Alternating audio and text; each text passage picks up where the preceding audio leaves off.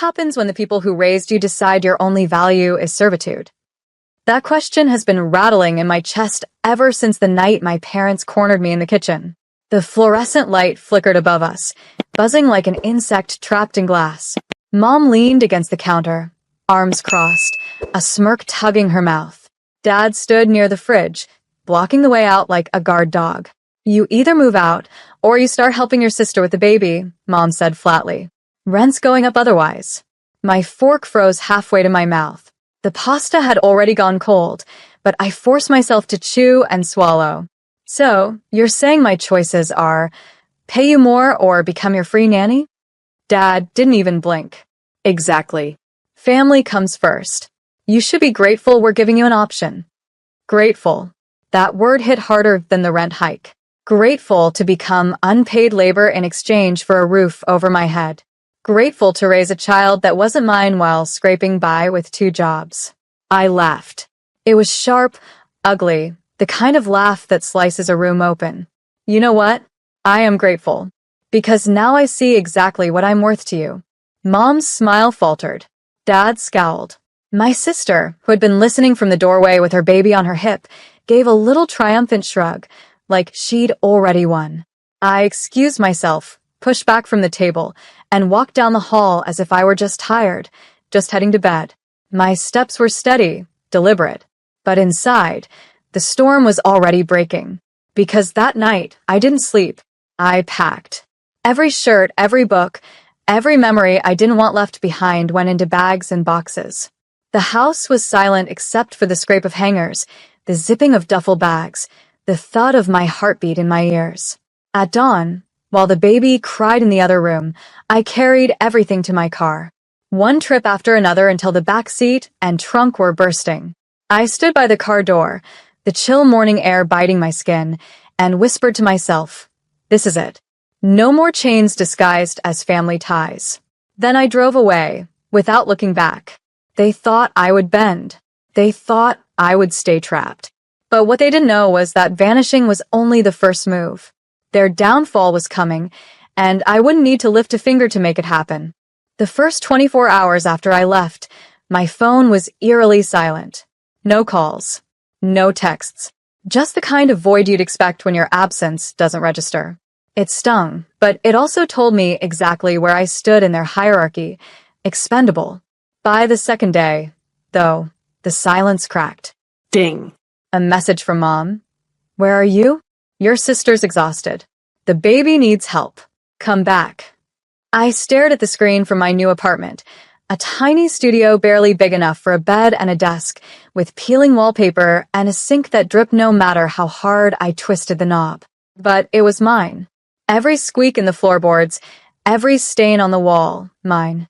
I didn't reply. By the third day, the call started. Dad first. His tone on voicemail was all thunder. You think you can just walk out? Rent's due, and if you're not here to pay it, don't bother showing your face again. I deleted it without listening to the rest. But the calls kept coming. Mom alternating between guilt and rage. My sister sending sarcastic messages like, hope you're enjoying your freedom. Baby kept me up all night. Thanks for nothing. Thanks for nothing.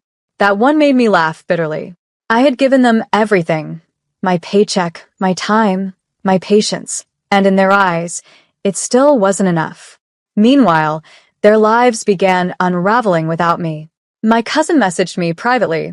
Your mom's been asking around for babysitters. Nobody wants the job. She doesn't want to pay. Of course she didn't. Why would she, when she'd had me for free? I scrolled through the photos my cousin sent me. My sister looking frazzled at the grocery store, dark circles under her eyes. Dad at a community meeting, complaining loudly about lazy young people who don't know responsibility. I sat in my little studio, eating instant noodles on the floor, and felt something I hadn't in years. Peace. Their chaos wasn't mine anymore. Their exhaustion, their bills, their endless demands, not mine. And yet, I knew this was only the beginning. Families like mine don't crumble quietly. They collapse loudly, dragging everyone down with them. So I waited. Every unread message, every ignored call, it was like stacking dominoes. And when they finally toppled, it wouldn't be because of me. it would be because of the weight of their own greed pressing down until everything cracked. By the second week, the tone of their messages shifted. Gone was the anger. Gone was the superiority. What replaced it was something I'd never seen from them before: panic. Mom's texts started filling my phone at odd hours. Your sister can't handle this alone. You're being cruel. Rent is due. You've always helped with bills. How can you abandon us? If family means nothing to you, then don't bother calling yourself my daughter. Each one was a dagger wrapped in desperation. Dad, meanwhile, tried his usual tactics. He left me voicemails dripping with authority, like he still believed he could bark me back into obedience. This is your responsibility. Families sacrifices for each other. You're acting selfish, running away. Selfish. I whispered the word to myself as I folded my laundry on the creaky chair in my studio. Was it selfish to want freedom? To want to live without being used like an unpaid servant? If so, then maybe selfish was the best thing I'd ever been. Meanwhile, their collapse began to ripple outward. My aunt posted on Facebook about how sad it is when parents get no respect from their kids. The comments under it told me everything. People were whispering. People knew. My cousin sent screenshots, and I nearly choked laughing when someone replied, "Respect goes both ways." And then came the call that sealed their fate. It was my grandfather. His voice carried the kind of weight that made even my father shut up at family gatherings. He asked me quietly, almost gently, "Why is your mother telling everyone you abandoned them? What really happened?" I hesitated for only a breath. Then the dam broke. I told him everything. The rent threats, the nanny ultimatum, the way they drained me until I was running on fumes. And when I told him how they treated my worth as nothing but free labor, his silence was louder than any outburst. Finally, he said, "I see." 3 words, heavy as stone. When we hung up, I knew it was over. Because if my grandfather was on my side, the scaffolding of lies my parents had built was about to collapse. I sat back in my chair, the hum of the city outside my window, and smiled. They wanted to make me their servant. Instead, I'd become their reckoning. And the cracks were only beginning to spread. The fallout started sooner than I expected. My grandfather didn't shout, didn't scold. He simply acted. Within days, my parents' world began shifting beneath their feet, like sand slipping away from under a house on stilts. First, he called my father directly. My cousin told me the conversation wasn't long, just 10 minutes. But when it ended, my father stormed out of the house and drove off, slamming the door so hard the windows rattled. My mother trailed after him, shouting his name, but he didn't look back. By the weekend, the whispers had turned into open talk. Extended family members started messaging me privately. "We had no idea. Your mom never mentioned you were paying rent. She told us you refused to help. But now." It was like watching a mask peel away from her face, layer by layer. My sister, though, didn't bother hiding her rage. She called me at 2 a.m., her voice shrill, broken by the baby crying in the background. "This is your fault," she screamed. "Mom's stressed, Dad's furious, and Grandpa's turned on us because of you. Do you know how humiliating this is? Everyone's talking about us." I held the phone to my ear, calm. "No," I whispered. "They're talking about the truth." She cursed at me until her voice cracked, then hung up. For the first time in years, I slept soundly. But it didn't stop there. My grandfather began taking steps to redirect the family's future, as he called it. My cousin said he'd already threatened to cut off the financial help he gave my parents, the same support they'd hidden from me while demanding rent. And suddenly, all those lavish dinners they hosted, the vacations they bragged about on social media, the endless shopping sprees for my sister, gone. They tightened their belts so fast it was visible. My mother showed up at church in a dress she'd worn 2 years ago. My sister stopped posting baby outfits with tags still on them. It was subtle, but clear. Their empire of control was cracking. And the best part? I didn't have to lift a finger. All I did was tell the truth to the one person they could manipulate. The silence on my end was louder than any confrontation could have been. I was done playing their servant. From here on, they would serve the consequences of their own greed. The begging started slowly, like drops of water on stone. At first, it was my mother's texts. We need to talk. Families shouldn't turn their back on each other. You don't understand the stress your sister is under. Don't punish her child for our mistakes. Be reasonable. Come home. Help us. Each message carried less venom, more desperation. Then came my father. He never apologized, not once in my entire life. But now his voice cracked through a voicemail. I may have been harsh. Things were difficult. You know how family is. But we can work this out. Just come back. I played it twice, not out of softness, but disbelief. The man who once demanded I pay rent just to breathe under his roof now wanted to work things out? No. My silence was their answer. And silence, I realized, was more powerful than any revenge plan. It forced them to sit with their own choices, echoing louder with every passing day. I didn't respond. By the end of the month, my cousin told me my grandfather had cut off every cent he'd been sending them. If you treat your own daughter like a servant, he told them, don't expect me to fund your cruelty. That single sentence rippled like an earthquake. Without his money, their mortgage payments loomed heavy. The rent they'd once demanded from me was now demanded from them by the bank. My sister's nanny search went nowhere, and now she was home every day, exhausted, posting cryptic complaints online about how people abandon you when you need them most. Meanwhile, I picked up extra shifts, not out of necessity, but because for the first time, the money I made was mine. No rent to hand over, no guilt trip attached, no threats looming overhead. I bought myself small luxuries, a fresh coffee each morning, a pair of shoes I'd been eyeing for months, a ticket to a local concert. Each purchase whispered freedom in my ear. And then the inevitable happened. My sister called again. This time, she didn't scream. She begged. Her voice was thin, almost hollow.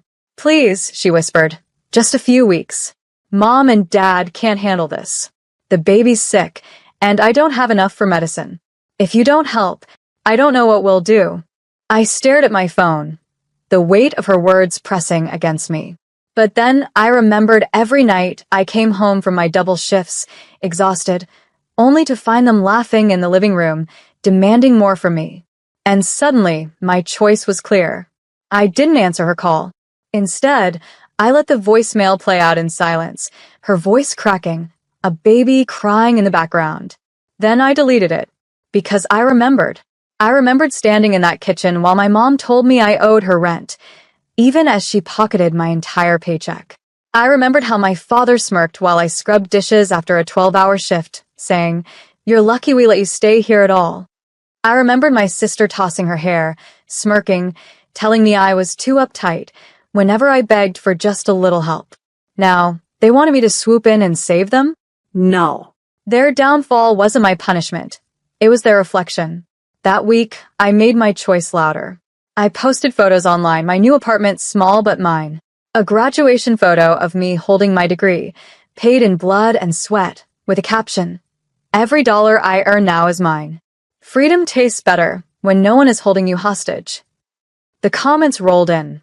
Friends cheered me on. Extended family members chimed in with love. My grandfather himself left a single, devastating reply under the post. "Proud of you, Rachel. Keep moving forward." My mother saw it.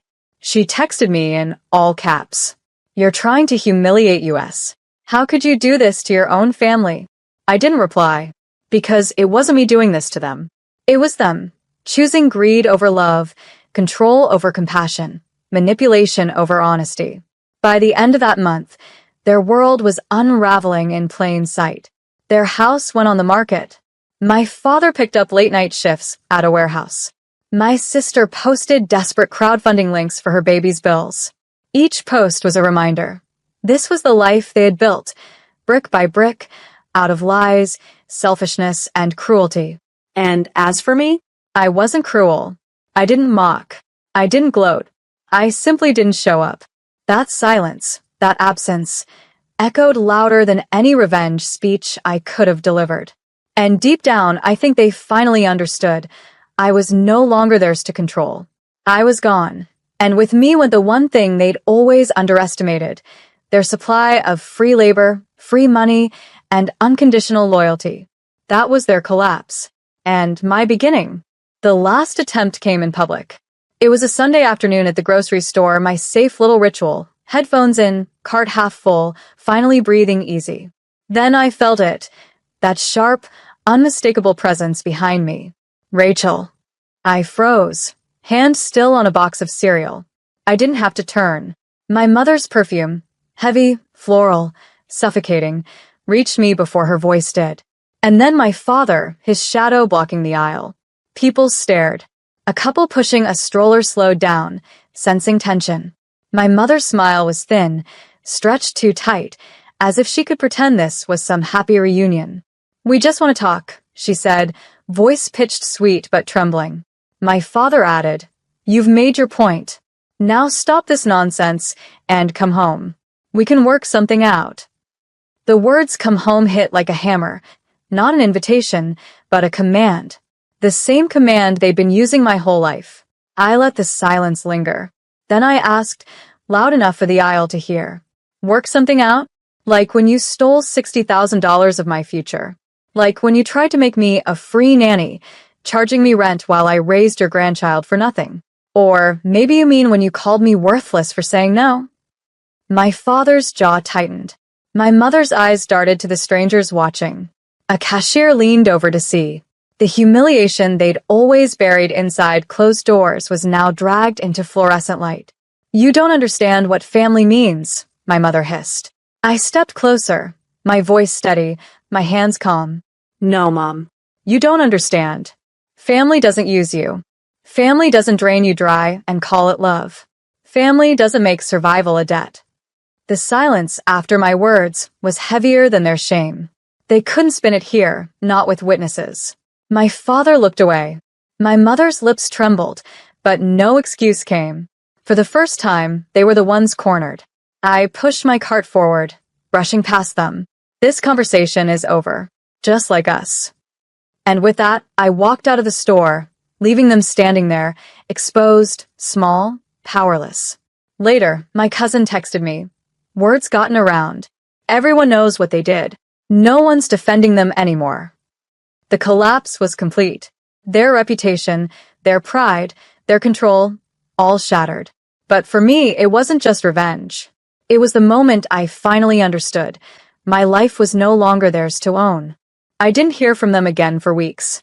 No calls, no texts, just silence. Until the letter came. A cream-colored envelope with my name scrawled in my mother's handwriting. Inside, a single page.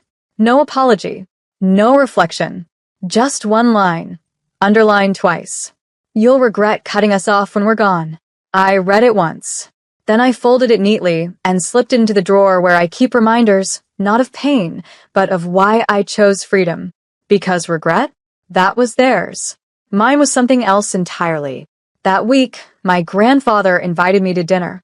His house smelled of oak and books, his voice steady as he poured iced tea into 2 glasses. "I heard about the grocery store," he said, not unkindly. I nodded. "I didn't plan it. They showed up." "And you didn't run," he said, studying me. "That matters. You're not just surviving anymore, Rachel. You're standing." His words landed deeper than I expected. For so long, I'd been running from their control, their shame, their greed. But now? I was building something they could never touch. 2 months later, I signed the lease on a new apartment. Bigger, brighter, mine. The keys jingled in my palm as sunlight cut across the floor. I sat down in the empty living room, my voice echoing against bare walls, and I whispered to no one in particular. This is what freedom looks like. Online, my sister still begged for donations. My parents' house sat unsold, marked down twice already. Their empire of control had turned into a pit they were digging with their own hands. And me? I wasn't watching anymore. I wasn't even checking. Because revenge wasn't about their downfall. It was about my rise. The poetic justice was simple. They tried to reduce me to unpaid labor, a servant in my own home. Now, I was untouchable, self-sufficient, out of their reach forever. The last message I ever sent them was 3 words. Do not contact. And I meant it. What happens when silence is louder than revenge? They heard it in every empty chair, every unopened voicemail, every bill they couldn't pay. I heard it in the way my chest finally rose without weight, in the way my hands shook not from fear, but from possibility. Closure wasn't a door slamming shut. It was a window opening. And for the first time, I climbed out into the air, free.